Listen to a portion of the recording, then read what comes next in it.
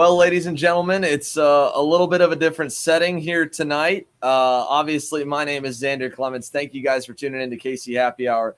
Lots to dive into. First of all, our first regular casting crew, Braden Eves, is here with me.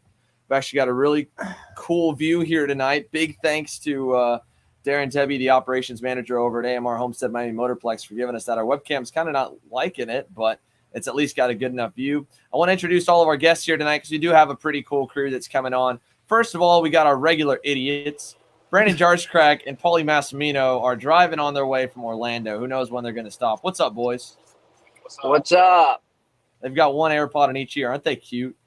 Anyway, we're going to add in some of our special guests we got here tonight. Trevor McAlister making his Kart Chaser Happy Hour debut here from Arcane Motorsports. Trev, thanks for joining us. How's it going?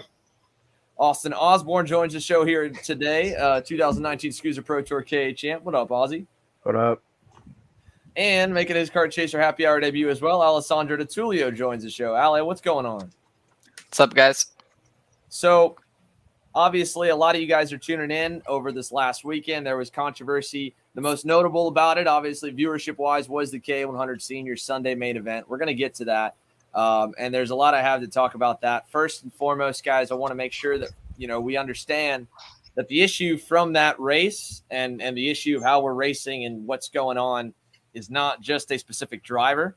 And we're going to get to that a little bit. First of all, I want to show everybody the last few finishes that we've had out of the 4 main events in KA Senior alone at SKUSA, because it's very easy race to race to forget what happens in each event, because this class has been crazy from the get-go. So let me make sure that I pull up the right one here. I'm going to try and corner for Fletcher, even though he had to pinch it. So this goes back already. First up, we're going to pull up our Saturday main event and have everybody watch it really quickly.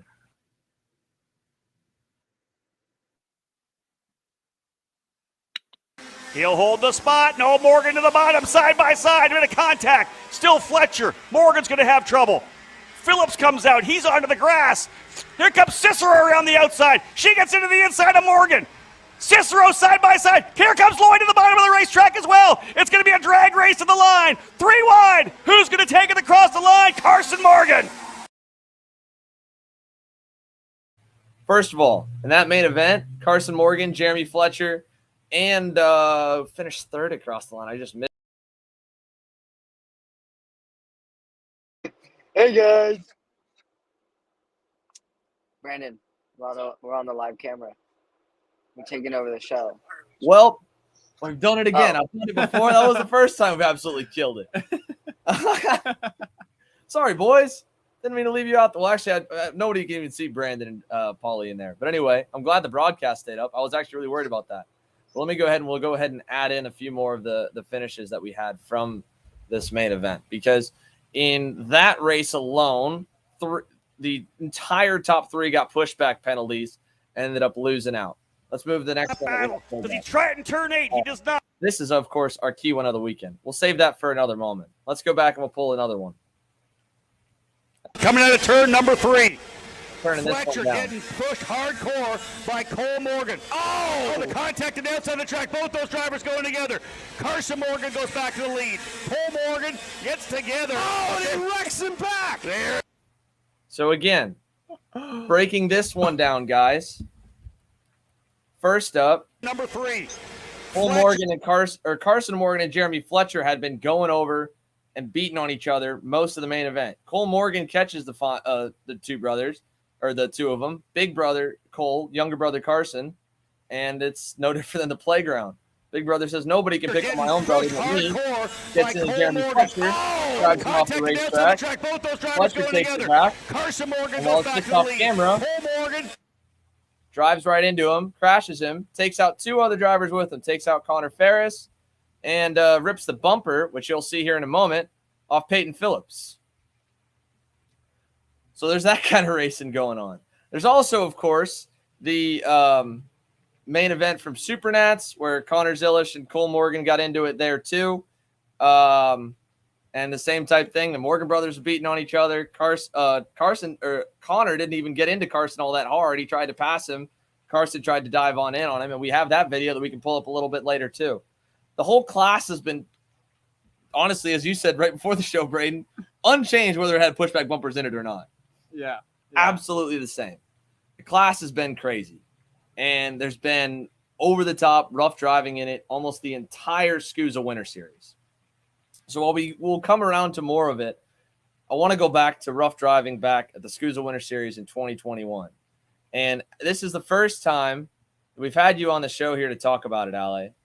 And I told you I wanted to talk about it with you and kind of go through it because you went through a very similar situation on a much more extreme note than what Aiden did and what Aiden is going through and the Rudolph family is going through right now. So first of all, would you like to tell the story or would you like to show the clip first, Ale? I think we could go with the clip first, just so it shows everything.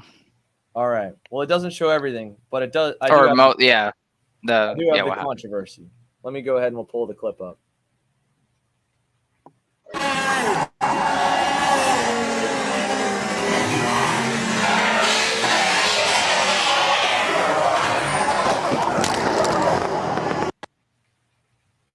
Play that one more time.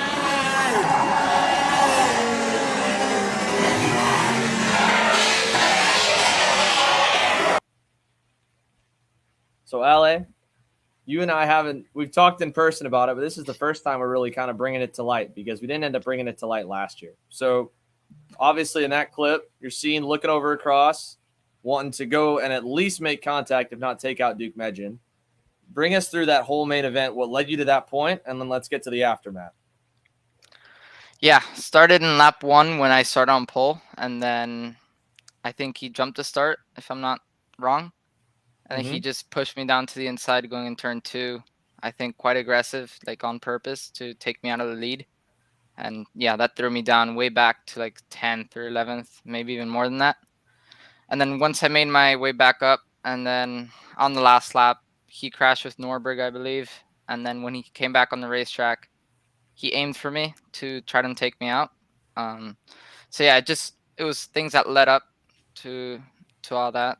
And then, yeah, I lost my cool, and then that happened at the end. Right. And you could see through the whole race from where I was watching you, not only, so yeah, I don't know if he jumped the start, but he got a good start coming through turn 1, same direction, obviously going backwards. When he gets going down the back straightaway, he realizes he has a nose on you, wants to close you off, forces you, swerves you, closes you off. You drop back out 8 spots. Your first senior race as a rookie. And you fall in behind Norberg. You spend the whole race, 7th and 8th, carving through the field. Norberg got up to Duke Medjin 3 seconds up the road, not because he was a lot faster than you, but because whenever he'd pass a guy, they would tuck in line and follow him. And you being the rookie got no love, had them pass you right back, had them chop your nose off, and you could visibly see your hands going up in the air. You were getting frustrated. You were shaking your head. It was obviously affecting you. And then when you got to the last lap, I don't know if it was targeted or not, but he was obviously at least trying to salvage as many positions as he could because he was still second at the time when Norberg got through to the lead. And then when he came back across the track, he was second. You were coming up 3rd and 4th with Aaron Benoit with you. Takes you both wide. You guys finished 4th and 5th, and then you intentionally crash him. You get a year suspension from SKUSA. That clip got posted on our page. It's still up there where people can see the crash. Not only were there a lot of comments blowing up like crazy about the maneuver, but I'm sure you got a lot of messages and you get a year suspension. So walk me through that. And then obviously you've spent this entire year trying to learn from that mistake because you were 14 at the time, which I'm not sure if Aiden is 14 or 15, but the same age, new to senior in a similar situation where not so much where he intentionally lost his cool, but is having the internet go after him just because the clip goes viral. Yeah, I think in the public post, there was a lot of comments. I tried my best to ignore them. There wasn't really any private messages directed at me. I think if anything, I had 1 or 2 maybe private message that was about that. But yeah, publicly on other posts like your post on Kart Chaser or Karting World or all those pages, there was a lot of comments, and I just tried my best to ignore them and try and work on myself mostly. And did it get to you that first night? How did it feel that first night going home, seeing it? Yeah, I mean, it definitely, the first time it got posted, when I saw it, I was like, wow, I didn't believe I did that. And then, yeah, just over time, I guess I got through it, but yeah, I definitely knew I had to work on myself to not do it again. So let's bring everybody back in here, because in the Rudolph case and in every case that we just watched of all those main event finishes, there's been intent wrecking going on in this class. There's been crazy driving going on in this class, and that's not exclusive to this division. But it's a problem that the sport's had, and we've talked about it. In Austin, you were on the show when we talked about it. Braden, you've been a part of car races where the penalties are a little bit different, and there's fines involved in car racing. There aren't any fines involved with karting. There's only really points or position. And if you're not racing for a points place, and you get penalized on the last race of the weekend that doesn't go in anything, it doesn't really affect much. Yeah, exactly. And it's tough. I mean, it's a heated sport. There's definitely been many times when I've, wanted to do, terrible things on the track, just wreck people, blah, blah, blah. But it's tough. I mean, at the end of the day, you just have to be able to remove that side of things, cool down, because when you're heated, it only leads to bad decisions, really. Austin, you were on that show too. What do you think about, I guess kind of the court of public opinion in this case, because that's the only thing that's really kind of been a new addition over the last year of changes in penalties. Oh, wait, hold on. Sorry, Austin, I had you muted. Go ahead. Yeah, you're good. No, I just I think, well, first off, let me start by Ale. I think that's the best thing that you could have done was to admit that it was, fault of your own, and that you did what was best to learn from it. So I commend you a lot for that, because I remember also reading through those comments and seeing a lot of terrible things. But in terms of how it is now, I guess the big question is what gets done about it, right? Not necessarily you obviously served your punishment and whatnot. But how do you fix this, right? Because it happened. It is what it is with you, Ale. Done, over with. You served your punishment, whatever. Continuously happens. People apparently have not learned or don't care that you could spend a year out of the sport in this specific series. So that's the big question, right? Is how do you fix that, and how far do you really go to put a stop to it? Right. T-Mac, let me give you a chance to talk. It's first time on the show. Obviously, you're at this race. You're involved in something else, and I'm not really going to get into that because it was a little bit different. And we don't have video of it. It's not on track. We can't really break it down. Yeah, Guys that's been right. around for a while. Obviously, the easy solution is taking the bumpers off and letting guys go on their heads a little bit and learn it. But I don't know if that happens. So the reason we have this conversation is what we can do to brainstorm. If that's not an option, what are other options to try and curb and get respect back? I mean, harsher penalties and the officiating stepping up their game is really what I feel is the necessary action. If I come from the older school of karting when we didn't have the rear bumpers, and you paid your price if you missed the right spot on the rear bumper. If you didn't hit it right, you're going to go on your head, and that's when you pay the price. But in today's form, there's this mentality of the officiating, giving out tickets, and in a way, I feel like it's kind of gone on the officiating side to take that to the next level, like the cop hiding behind the bushes type of deal. If you're if you're speeding, they're going to get you. And I feel like they're looking for any which way they can to penalize people. And I feel like there's, maybe it's they're too small of penalties, or maybe they're, just a bunch of little goofy ones.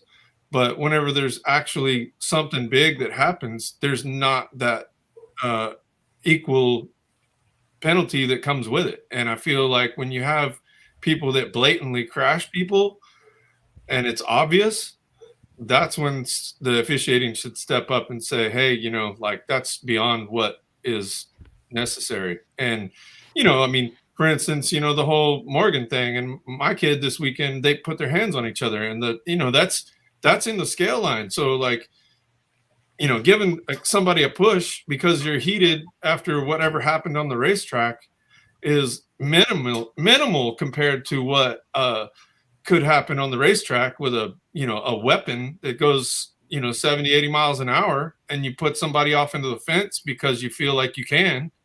I mean, I've done it. I mean, trust that, it's happened with me. But it's the thing is racers need to be able to police themselves, and I feel like the penalties don't allow them to police themselves. So it's kind of a double-sided blade.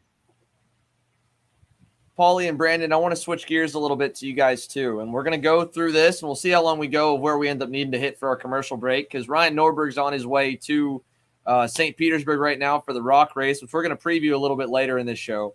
But Paulie, there were a couple incidents we've had over the last year. Obviously, Ale's incident is one of them, where there was controversy. It's posted online, and you have to deal with it as a driver. Brandon and Paulie, you guys were really the first one that we got to kind of play with. And hopefully you guys remember exactly what happened. This is back when you guys were teammates under Doty, 2020 Road America. You boys remember what I'm talking about? Yeah, I remember. Into the first corner when he was. Oh, yeah. Yeah, I remember. So to bring it all back, everybody, what we did at that one, Paulie and Brandon were playing chicken going into turn number 1 at Road America into the chicane, swerving each other. Well, not fully swerving, but they were door to door. And neither one backed out. Paulie didn't back out. Paulie was kind of just getting up to Brandon's level, to Brandon coaching him for 2 years. And they both drove off the racetrack, and neither of them ended up winning the race. Granted, they kind of came back and ran okay. And then the next race at GoPro, I asked both of you guys about it. So we weren't nearly as big back then. But let's walk you guys through going through an incident like that. I don't know if you got any comments. You probably didn't about the interviews after, but at least people got to watch the video. No, I think we both wanted the same result, so we both just went for it. Any blowback at all? Oh no, there's no nothing. No one ever said anything except Paulie. He was complaining, but that's usual. Now, me and Brandon are. I don't think anything went down. We're all right. I think he still beat me. So. Point being of trying to separate stuff off of what happens on the racetrack and taking that as a driver, knowing that people are going to say whatever they want to say. Perfect example here that we got some social media blowback was we go back to the X30 shootout from the Miami Grands. And not some of you guys might remember, but this was one of our most recent our first ever broadcasted race. Went over really good, had a lot of action. Ryan Norberg's hopefully going to be able to get on the show. I'm trying to get Connor on to talk about it, but they're both really busy, obviously, as everybody is. Crazy time of year. Let me play this clip for you guys here, because this one got a lot of action too. We didn't individually clip it, but it was on the broadcast. Clip some other stuff. There were comments for sure. Titans that have been at the forefront of the X30 Pro field, and they is no surprise it's coming down to them. Look at them, Norberg. They're around. Contact, top 3 around. Eve's now onto the front. No surprise it's coming down to them. Look at them, Norberg. Drives him out and cleans him. And so going through that, the biggest thing Ryan got, and Ryan got it as well, is that there was blowback that he had on the on social. He had guys, obviously, especially had a lot of people in the paddock area. Him and Connor were upset. He went out of his way to go out and apologize to Connor. And Ryan even wanted me to mention, too, which wasn't a broadcasted race, was SKUSA Spring Nats, when he wrecked Trey Brown and posted his own onboard video and admitted fault to it. And so I think the biggest thing that anyone can do in any scenario like this, where you get into it and it's admitting fault. And so that's like what Austin said, an applause here. And Ale, kudos. Trevor does appreciate it. And for the record, Ale and his family did buy Trevor a new lens because he messed up his camera. So Ale, thank you. You're welcome. I kind of had to. I mean, to me, I think the biggest thing is drivers taking responsibility for their actions, whether they do good or bad things. They should take responsibility for what they do. That's the most important thing, and that gains more respect with the people that you race with if you do that as well. And so, that being said, there shouldn't be this like, what happened this weekend. Obviously there was, a firestorm on the internet about it. And, there was no accountability whatsoever on the side of, who was being talked about. I'm not going to say names. We know who it was, but there was no accountability, zero. And that's the problem. So you lose respect by not taking responsibility. Yeah, and I've seen it over the past 7-8 years. I mean, everyone likes to watch European racing, European karting, and they see it's ultra aggressive over there. They see moves that are really to be deemed not legal here, and all the kids coming up, they're junior, that are watching and kind of idolizing European racing are going out there and emulating it. And I think, I mean, at least as far as like car racing goes, there's definitely a different officiating that goes on in Europe versus over here. And it seems like people have just stepped it up more and more and more and more aggressive. And you start to see people just doing things that are blatantly dirty. And Right. Well, at the end of the day, they're like, well, it's one race, Oh, well, I wouldn't have won the race anyways. I was going for it. So I don't really care. I don't care if we get a penalty, blah, blah, blah. But like, people need to admit fault and really work on doing better, because the sport can't keep being the way it is with the dirty driving in final laps of the race. I mean, the integrity of it's going down the tubes if no one really does what they're supposed to do. If no one really does what's right, it's it's obviously losing its it's losing it. It's going the wrong direction. Right. And I mean, like, so I'll go ahead right now, and we'll delay the commercials a little bit just to play the clip and elaborate on what Braden was saying, because it's a perfect case to talk about. Morgan to stick it down the inside. No, Fletcher's going to run the. Oh, wrong one. Whoops. Let me see if I got the right one. Here we go. Big over-under coming. Rudolph's going to take advantage of it as well. Morgan to the bottom of the track. Here comes Rudolph. Maybe Fletcher in there as well. Down to the bottom. Fletcher's right there as well. Here we go, side by side. Rudolph gets a better run out of the corner. 3 wide into turn number 10. Rudolph comes across. Rudolph gets the spot coming through. Some contact going through. It's Bailiff up into second. Here comes the battle for the line. Top 5 right there. Over top of the curbing. Rudolph's going to try to block to the inside. Across the line. Rudolph with the win. That's Rudolph. a joke, dude. He said block to the inside right there. That's. And then celebrates like that was rightfully attained. Listen, the whole reason why I wanted to do all this build-up and show all these other races, these guys have been, like what Braden said, racing over aggressive. Lorenzo Travisanuto arguably won his second OK World Senior Championship, because the moment with about 5 laps to go, he was about to get past, and you guys can look it up on YouTube. He literally looked over, saw the guy was passing him, swerved him as hard as he could. The guy backed out of it, and then from there, he could never close that gap back again. No penalty. That don't make it right, though. It doesn't make it right at all. At all. But the sport's building to that point, and I want to make sure that everyone understands this is a problem. And the reason why I didn't take the post down, the reason why I want to show it here and go over this show, is that there's a tremendous issue with a number of lack of respect in senior, especially with younger kids coming up, and a disagreement of where the respect line should be, like Braden said, because over there, those kids race like that. There's guys in the comment section saying that's okay. And if you look at a lot of the Brazilian and some of the South American championships, those guys kill each other. And that's completely legal. And it's an issue that's series-wide, that's sport-wide that we're having, and that there's a debate even continent to continent of what's okay, because the Europeans let a lot of stuff slide, and you can hear some of the Americans who we've talked about it a lot, that really all you get is pushback bumper penalties over there. I mean, like when we go to rental kart racing as racers, as go-kart racers, what happens? Like, because you got the rails all the way around the kart, what are you going to do? You're just going to wad people up nonstop any chance you get. I mean, and that's what karting has kind of come to on the racing side. It's got bumpers all the way around, so it's like there is no repercussions for how you race if you know how to race right. That's the problem. I mean, that's ultimately the problem. Allie, let me bring you back in here because you're the most active of everybody in here running. Well, arguably besides Paulie, of running in senior in the U.S. right now. How many of those swerve moves do you see or guys like chop on you in a given weekend, or at least over the year? Is it pretty consistent?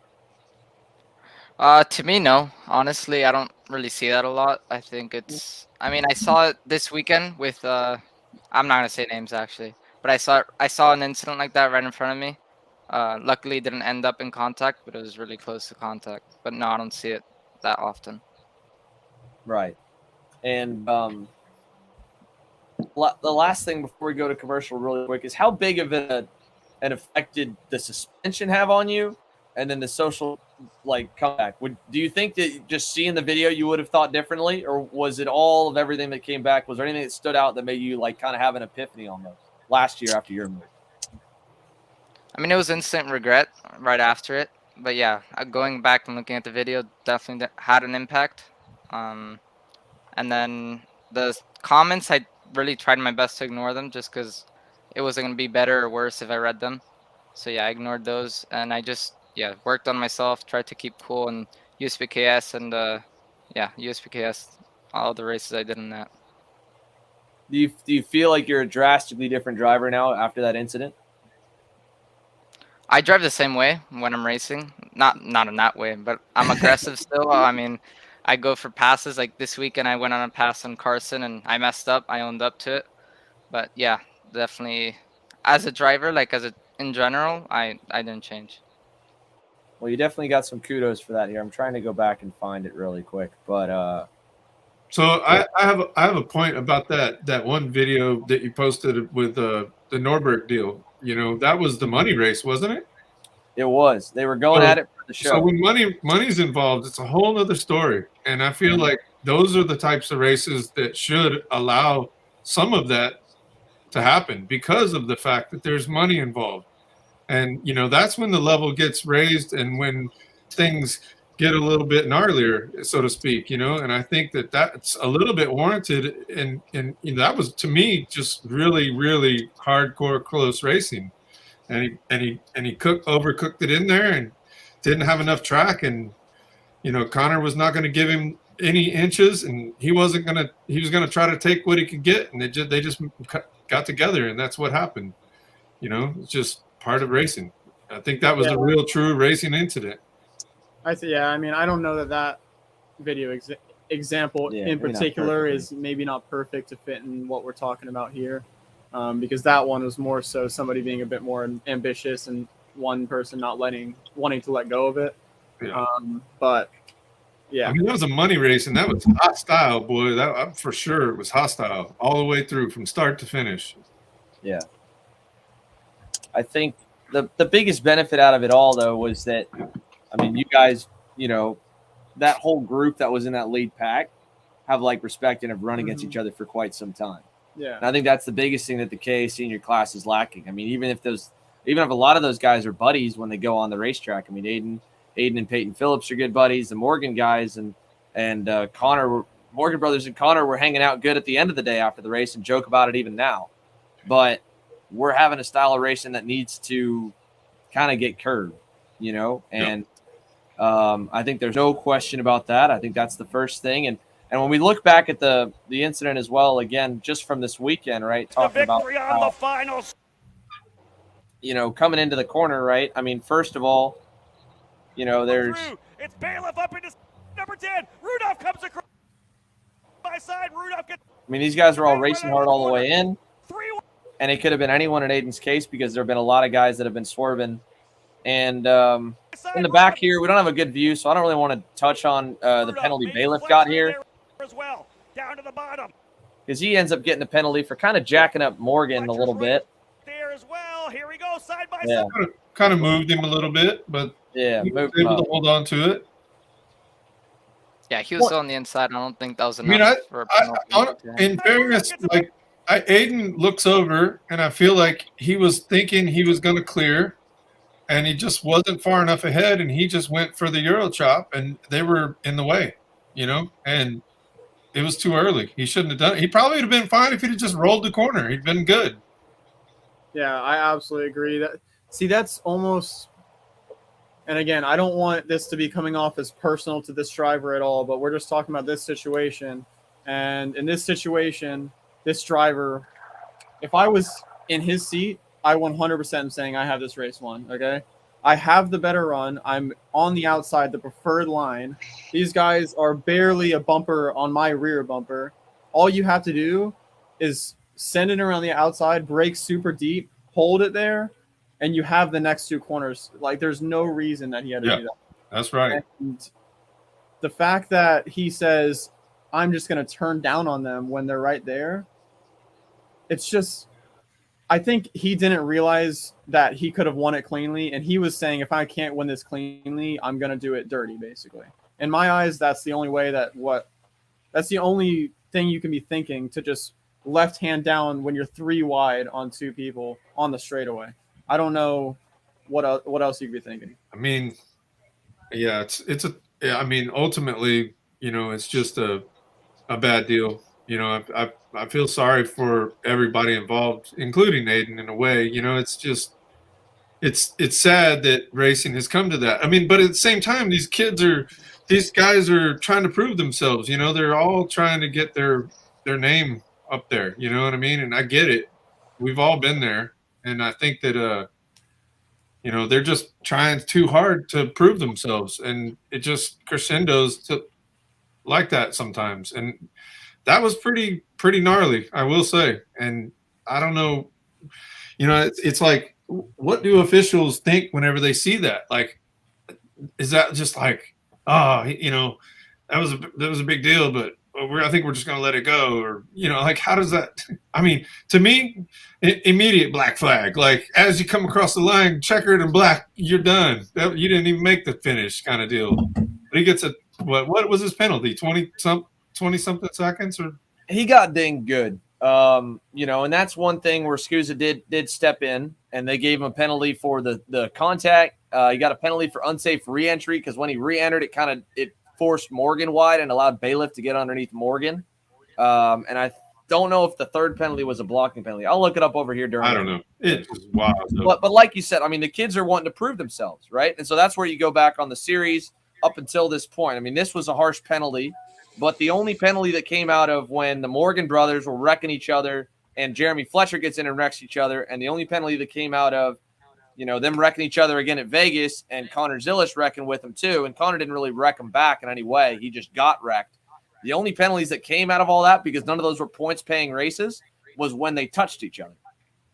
So, or with made physical contact. Yeah. Not for any of the on-track stuff. This was the first time that the on-track penalties happened. And just like one of our viewers here, Chris Wareheim, has been on here, everyone's going for it.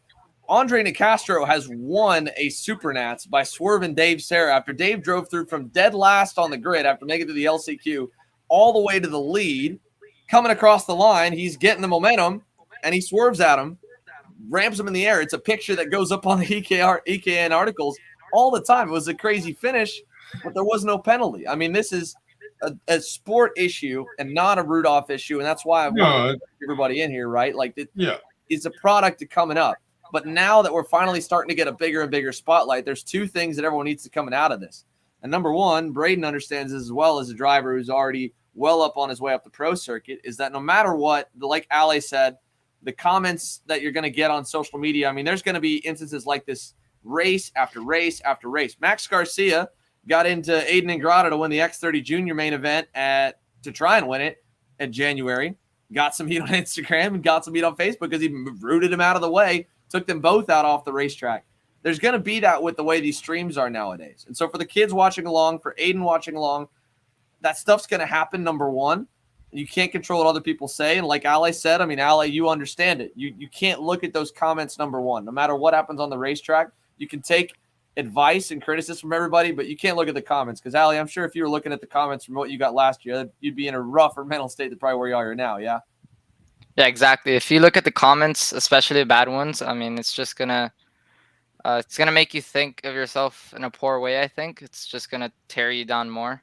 I think the most important is to own up to it, take responsibility, and take the criticism, just not the terrible ones.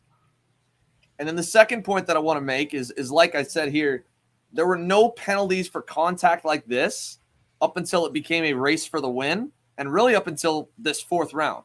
The first and the second rounds, they're wrecking each other. Even the day before, guys are going way off the racetrack, knocked off all around. The penalties that came in for the top three were the pushbacks. And I applaud SKUSA for making penalties like this and setting a precedent and saying, hey, Aiden, you may have gotten away with this. You may have been able to race like this before. We don't want you racing like this now. We're going to penalize you harshly. Credit to them for doing that, and credit to the series that are going to continue to do that. Credit to, both USPKS investing in a protest official to look back at video to make those changes. It's important that we as a sport kind of collectively talk about these issues, though, and have these videos come up, because otherwise this conversation doesn't happen of what's okay and what's not okay. Like Braden, you said, Europe, that probably stands as a clean race win. South America, that probably stands as a clean race win. In North America, do we want it to stand as a clean race win? Probably not, based off the comments that we've seen. And if that's the case, we need to make our voices heard, not by trashing the one driver that made the move, but by going to the series and saying, look, we don't want this happening. We don't want to race like this. We don't want to tear equipment up. The beauty of karting is how level the playing field can be and how low budget racing it can be for top level racing. It's not going to stay like that if we wreck each other every week. Yeah, this is not one driver's problem. This is a culmination of lots of mechanics and tuners saying, hey, you can get away with this. They probably won't make a call. You can do this in this situation. You can do this in this situation. It's people getting away with things over the years and years and years, getting away with things in the mid-pack. And at the end of the day, if you've gotten away with this 4 or 5 times and you end up in the same situation when you're battling for the lead and you think you can get away with it, you're going to do it.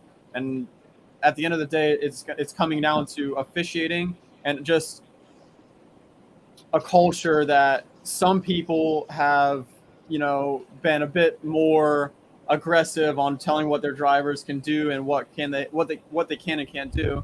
And sometimes, when you think you might be able to and you have a lapse in judgment, you go too far and you end up with a situation like this. And we're going to lead off on that point and take our first commercial break of the night. We'll be right back after this. This conversation continues, and the ROK preview is coming up as well. Stick with us, guys. KC Happy Hour does roll on. KC Happy Hour is presented by Precision Performance Karting.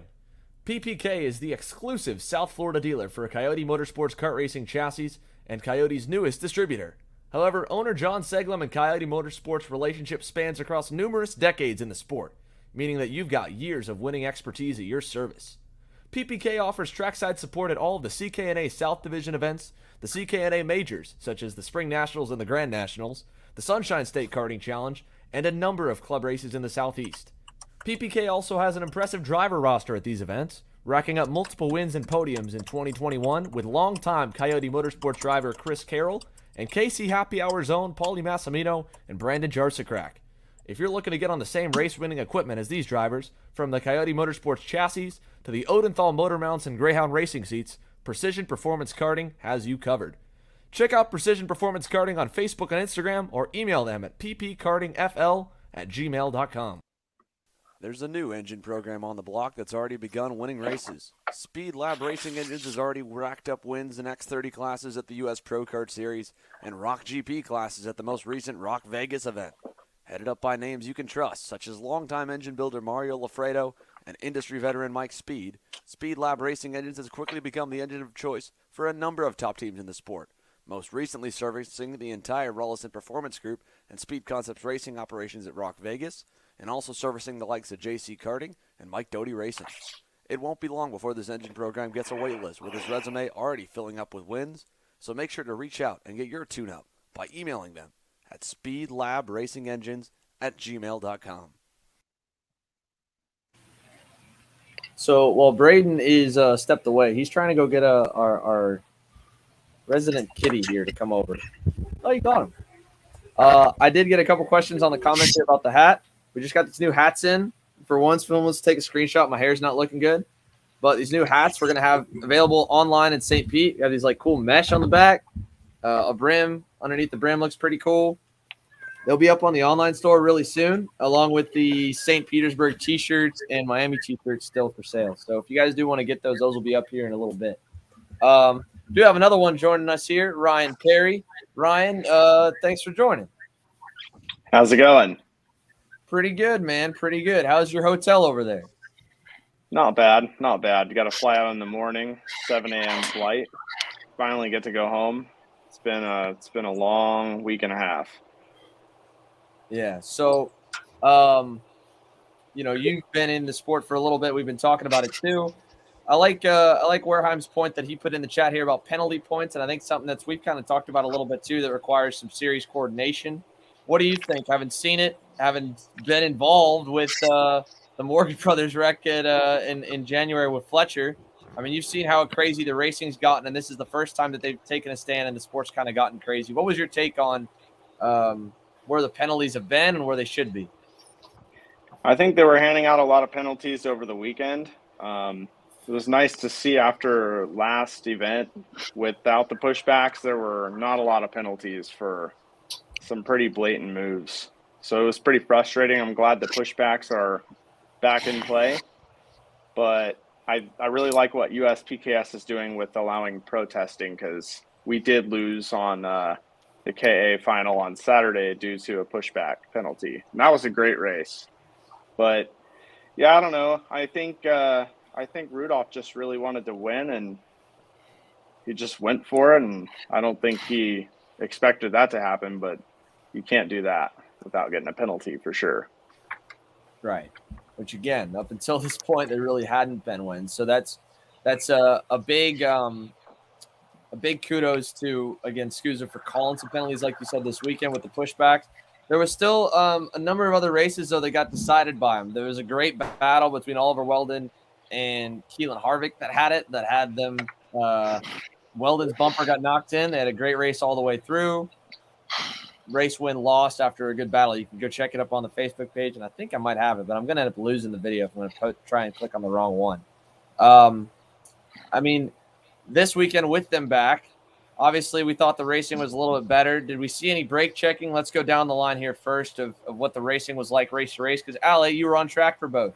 So I go to you and then go to Paulie. What do you think weekend to weekend on the track of pushbacks and without pushbacks? Well, the first weekend, in January, I didn't have much racing, but definitely not this past weekend I did. I think the pushbacks, I mean, from watching the races, I think it was better.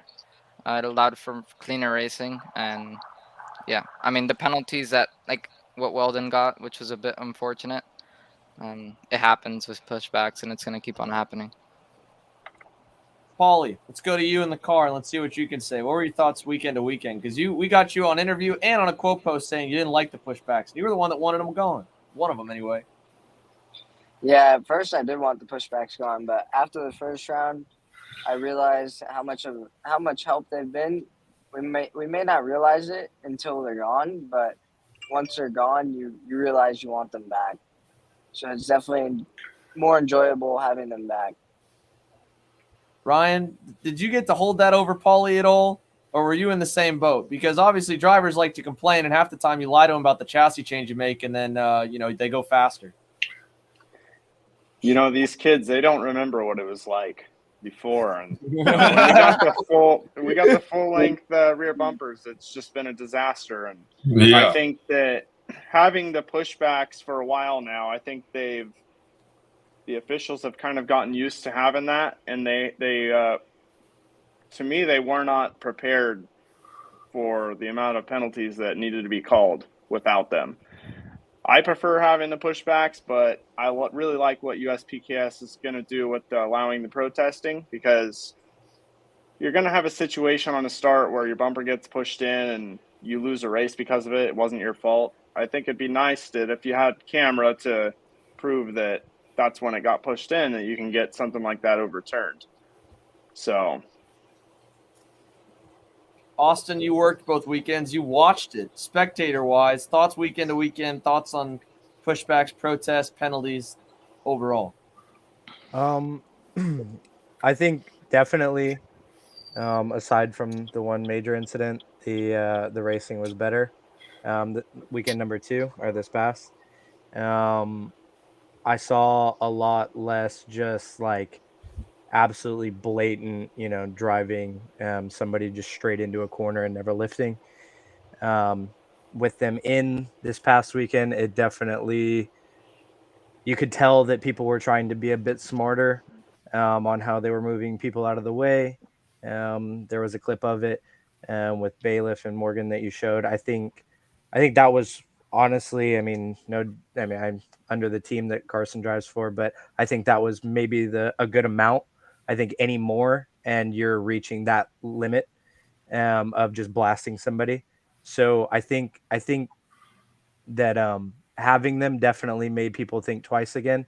Remembering how it was without the pushbacks, and I was a bit surprised at how much better it actually was this weekend compared to when we didn't have them. But I think overall, I don't think the system is perfect by any means, and I definitely think there's series going in directions to make the pushback a little bit more like user friendly in terms of like penalties and stuff like that. Being able to protest them is, I think, a step in the right direction.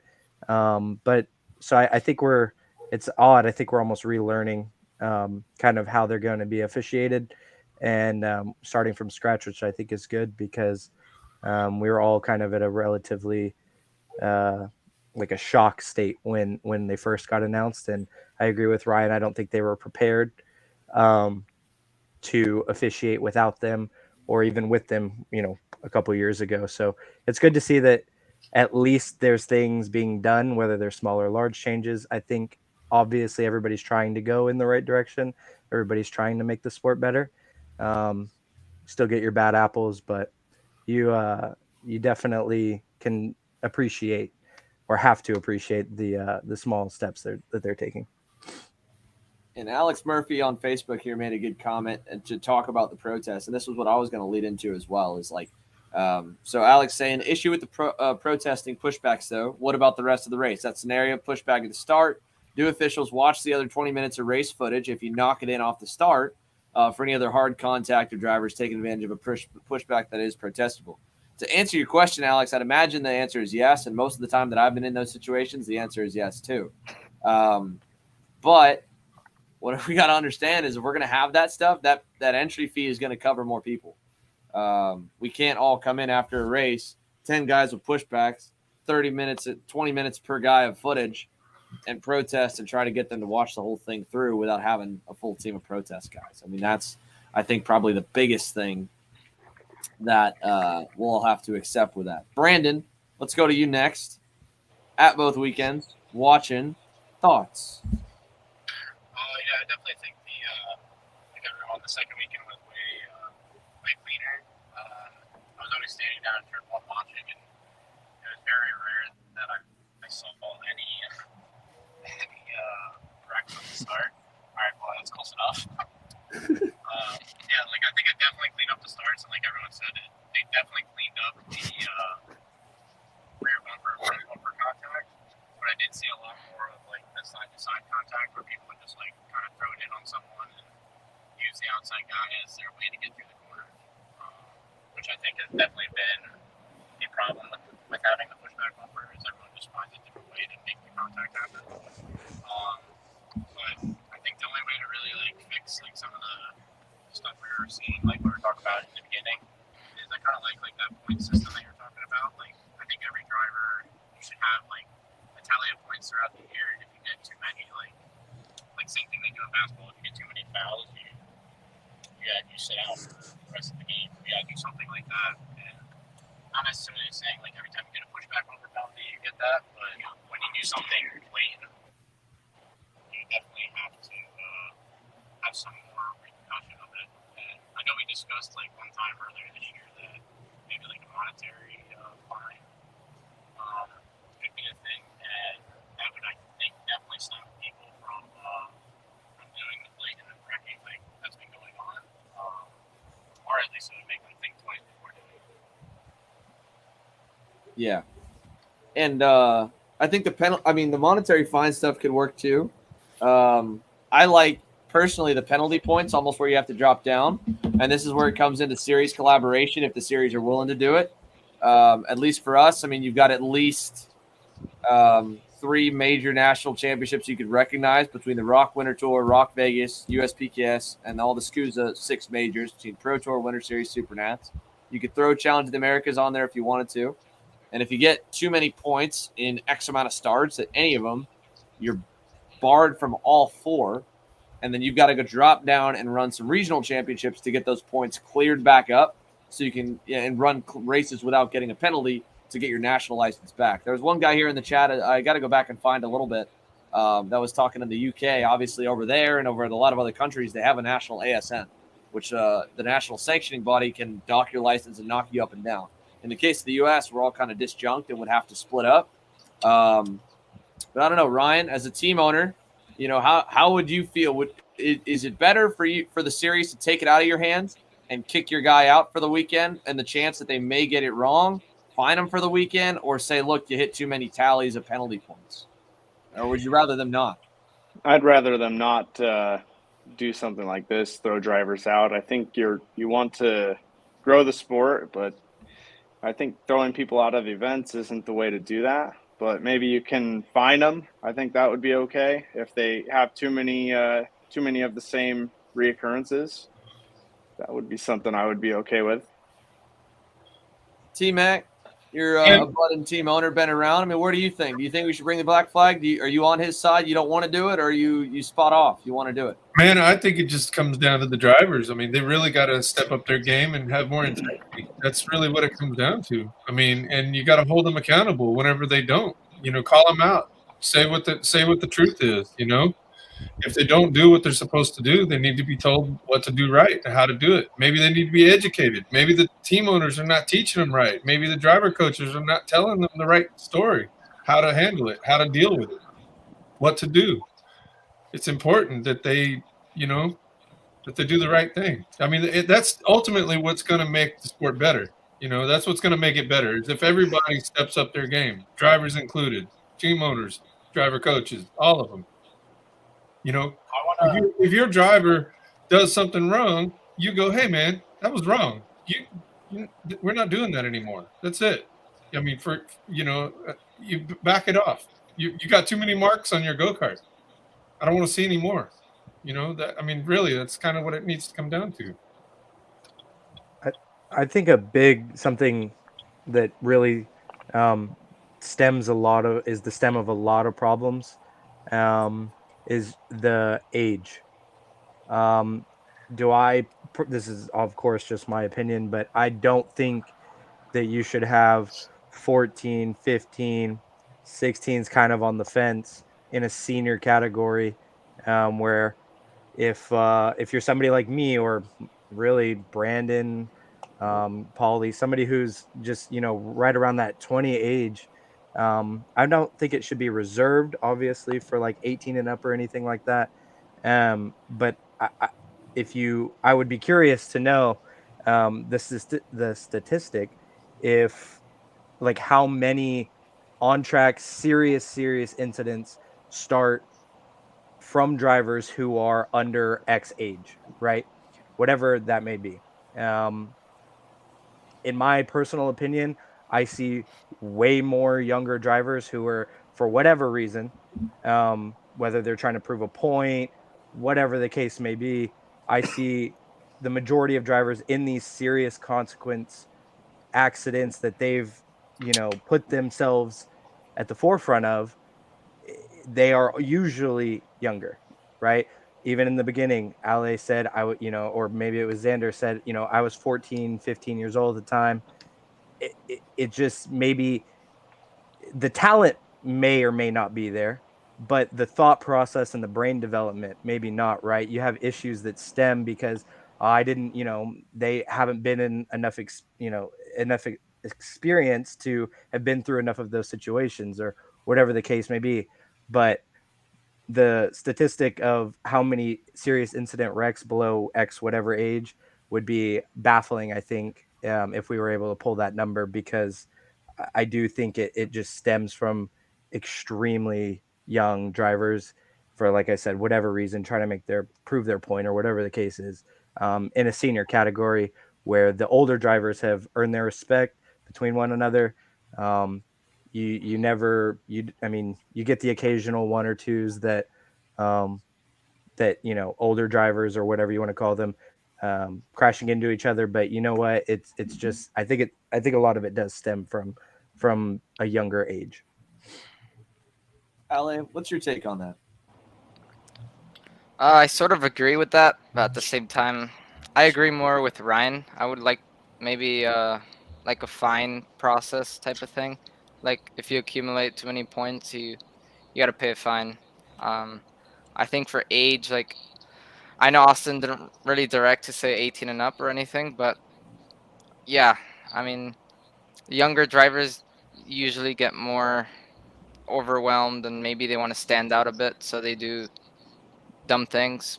But I don't think it's all about the age. I think it's just pay the consequence, either punishment or a fine. The other thing to kind of piggyback off that, Austin, too, is like if we go back to Ale's wreck, which Ale, I know you probably feels like we're picking on you a little bit tonight. I do apologize about that. That's all good. But so Ale's intentional crash that gets him a year suspension of retaliation to Medjin happens in senior in the front straightaway round at the opening round in January. We fast forward to February, and it was two junior kids. I can't remember who. First and second winning the X30 junior pre-final, go into the back and by like turn 4 going backwards, turn 2, turn 3 going backwards in the back 90s, and swerve at each other and wreck each other both out. They both still started on the front row. And this is, again, like where it seems like this weekend there were a lot of really good penalties. SKUSA was stepping up, was going hard with what you call black. I mean, they can't really get them on the black flag, but I saw at ROK Winter Tour, there was a kid that got black flag for intentional retaliation. I saw here this weekend the Barfield, his group were harsh on Rudolph. They were harsh on a lot of people, calling some really hard penalties. A year ago, that junior wreck of them intentionally wrecking after the flag went unpunished. Both kids started on the front row for the main. And I mean, that's where it comes from, right? I mean, Ale, you had probably seen in your career or done it. I don't know enough of your races, doing something like that, hitting the guy back on the racetrack, using your card as a weapon, whether it was that level or not, probably in mini or junior, mid-pack before the lead, and it didn't go punished. I mean, that was your first ever kind of punishment, obviously that level, but I mean, had that happened, or had you seen other people do something similar before? I mean, it's happened before, obviously not to that extent, and not on the main straight where everyone's watching, but I think a lot of people do tend to get angry, and they do, stuff that deserves a punishment. I see it a bit, and I think everyone sees it quite a lot. But now that SKUSA and ROK are stepping up and giving harsher penalties in the moment for stuff like that, I think it's going to make it all better. Right. And point being with all that is like that happened in mini and junior. We're talking about grooming guys all the way up. T-Mac, Ryan, you guys are talking about guys collectively coaching and what we need to do better coaching. Braden, you coach. Brandon and Paulie coach. Austin coaches. Ale, you coach now. I mean, this not only goes of everybody being collective, but the Series 2, we can't let that stuff, anything close to that stuff slide in micro, mini, or junior, because what we're seeing is when they get up to senior, in Aiden's case, I mean, they're on the big stage. They're racing a headline class, and doing a move that ultimately, in their mind, whether he thought it was a dirty move or aggressive move or not, I mean, I don't think in any way he thought it'd have the reaction that it did. But they're getting the shock value in senior that they haven't had because there haven't been harsh penalties, not only prior in general, but prior especially in mini, in junior, and in micro, and stuff that it wouldn't have. I mean, Braden, yeah, I don't know. I think the closest thing you've had is when you and Brandon tried to wreck each other at Pittsburgh years ago. When was that? The WK, when he swerved you and you kept the nose in. I know Brandon remembers. Brandon, you remember what I'm talking about? No, that was.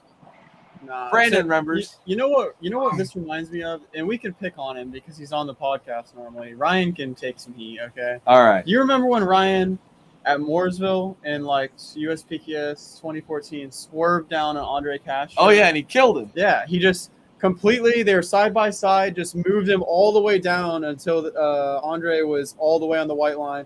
Kept moving him, and then they just spun out and crashed on the straightaway. It was the exact same thing, and obviously everyone knows Ryan. He's a very, very talented driver. He's won a lot of races. That's an example that we can take from even him. He used to the line was blurred on. Oh, he admitted he was Yeah. a jerk. Yeah. With being PC, he was a jerk in junior. But in junior, right? And there was luckily Ryan curbed himself. I feel like when he got to senior a little bit. I don't know if he had really a big wreck. The closest he got into it with Matteo Vigano, I think, at Phoenix, the race you won. They both wrecked and were going at it in the scales. But yeah, in junior, I mean, that even Ryan Norberg's intent wrecked someone in junior on a national stage, didn't get a suspension. He got into it with McAndrews later that year too, and he got a bigger penalty for throwing his hands like this when McAndrews wrecked it. Yeah. At Pittsburgh. Yeah, I just feel like junior racing is people trying to do the things that seniors do, but not being quite skilled enough or experienced enough or smart enough really to do it the correct way. So you get people crashing and all that sort of thing. And then senior, by the time you get to senior, you should be refined enough to be able to do all of those things and not go over the limit, not do anything dirty and all that. Obviously, there's always some dirty driving, whatever. You can always, you're always going to have that. You're going to have to do penalties for that. But it just seems like, yeah, I mean, like Mark said, I mean, if you have people that are moving up too early and they don't have that just enough experience to be able to race at the front of a national level series in senior, you're going to have things happen like that. For sure. Guys, I want to close the book on this here and go a little bit into ROK since we're getting close on time. Let's go around the room here. Final thoughts, I guess, a little bit on anything or anything you want to leave the crowd with before we touch on St. Pete. Ale, I'll give it off to you. Any closing thoughts to anything about what we just talked on? Not much, honestly. I don't have anything to say. I think we've covered everything. Ozzy, what do you got? I just want to reiterate that things like what happened should not be acceptable. And from wherever, God knows where it stems from, it shouldn't happen. I hope and pray not only basically just for other drivers, all drivers, that people don't look at somebody and just feel like hurting them. So I think that we just need to just keep an eye on things a little bit better in all series and in all forms of motorsport. Yeah. Tweedledee and Tweedledum up there in the truck. What do you guys think? Oh, they're not even there. All right, they lost their chance. Perry, what do you got? No, not a whole lot, to be honest. I just want to see the sport continue to grow, and I don't know. I want to get some more prize money going for the pro classes. That's something I'd like to see. Whatever we can do to make that happen. That would be pretty cool. Definitely something we're hopefully working on. That's another thing too, right? Like, I mean, if we want this sport to get more prize money and more outside money, we all got to deal with the consequences of having fans and viewers say stuff online, and because those are going to watch and tune in next week no matter what happens and what the sport does. I mean, it's amazing that this sport has some sponsor help for the top guys where you get to a certain point, you can get brand help because you can push product by winning races. But if we get a lot of outside sponsor help, that prize money will go up, and hopefully even teams can get some sponsors. So that would be cool. T-Mac, what do you got? Man, look, here's the deal. I've been in karting since I was a little kid, and ultimately it's something that's been probably the biggest part of my life. And I feel like, if we don't set a precedent on what is good and what is, stepping up the level is obviously what we all want, and what we all want to be. We want it to be better all the way across the board. And it starts with teaching the kids as they're coming up and making sure that they know what's right and what's wrong. And, I always teach my drivers, you can pass people dirty, but you don't need to touch them. You can pass them dirty just by skillfully passing them. And that's what I call dirty passing. It's not about crashing them. It's not about moving them out of the way. It's about doing them dirty and making them realize that you just did them wrong. You just owned them up, and that's ultimately the way to go about it. And I think that if drivers can step up their game and coaches can step up their game, we can all win from this. And it's ultimately going to make our sport better. I think Tweedledee and Tweedledum are back here. I appreciate the comments, T-Mac. Let's see what these two guys have to say. Closing comments about the racecraft and everything from these last 4 races. I just Paulie? say, like, I think we Actually, wait, one sec. Hold on. Paulie, give Brandon the right AirPod. We can hear him through your mic all the way over. Yeah, I'm the only one that talks. Why would I give it to him? Give me the one that works. Give him the AirPod. Paulie, give him the AirPod. No, now he's not getting it. Nope. All right, I'll just yell. No, I think they need to definitely make the penalties a little bit harsher because, like, just like the kids and the people that don't really come to national races that are like watching at home, like our chaser feed, when they see something like what happened this weekend happen, it's not going to make them want to come run the nationals, and it's just all in all not going to really grow the sport. So we got to find a way to get it to stop, and hopefully when it stops, the sport will grow even more. Paulie, I get that you were trying to put the camera on him, but it doesn't matter when you have the right AirPod. I got the last one. Brandon said he hopes when it stops, the sport grows. No, Paulie, no, you're. What do you have I was thoughts, like Paulie? this. I mean, you guys could have hooked me up to the car, you know. Yeah, could have done. We Paulie, tried, what are your didn't final work. thoughts? Yeah, I think it's very important for the younger generation to be taught how to drive correctly. So just when they start going up through the ranks, they don't make wrong decisions. I can't say I was one of those kids, but just as I've coached a little bit more and more, I feel like the right way to go is teaching them how to drive the right way and just basically outsmarting the other person that roughs them up and beating them. That makes it even worse. Just beat them.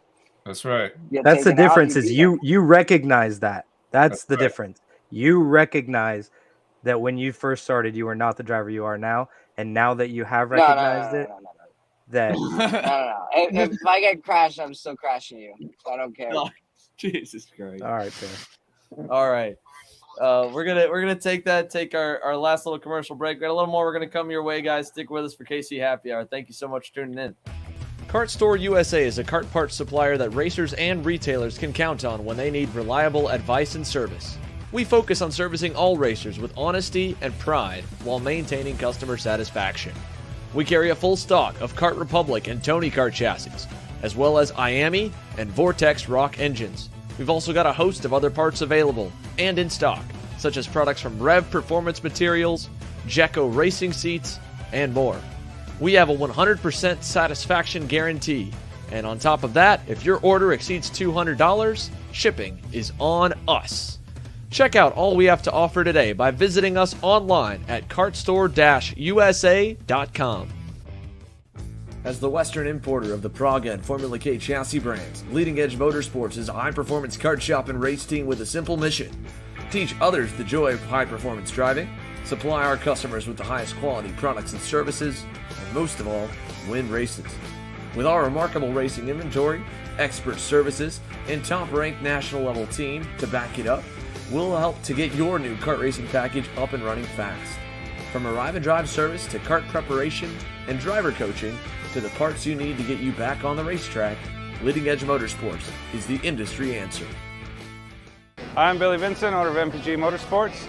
What we do at MPG is we try to keep it a nice, fun family atmosphere, try to combine sort of the bigger things and of the bigger teams and the professionalism down with sort of some of the fun, sort of family-oriented atmosphere. We try to not only develop drivers, but also the parents and the families for just the knowledge in general in motorsports. It all starts in karting. What we try to do is try to help the drivers, the moms, the dads understand the sport of motorsports in general, not just karting, but what it takes to get all the way up through.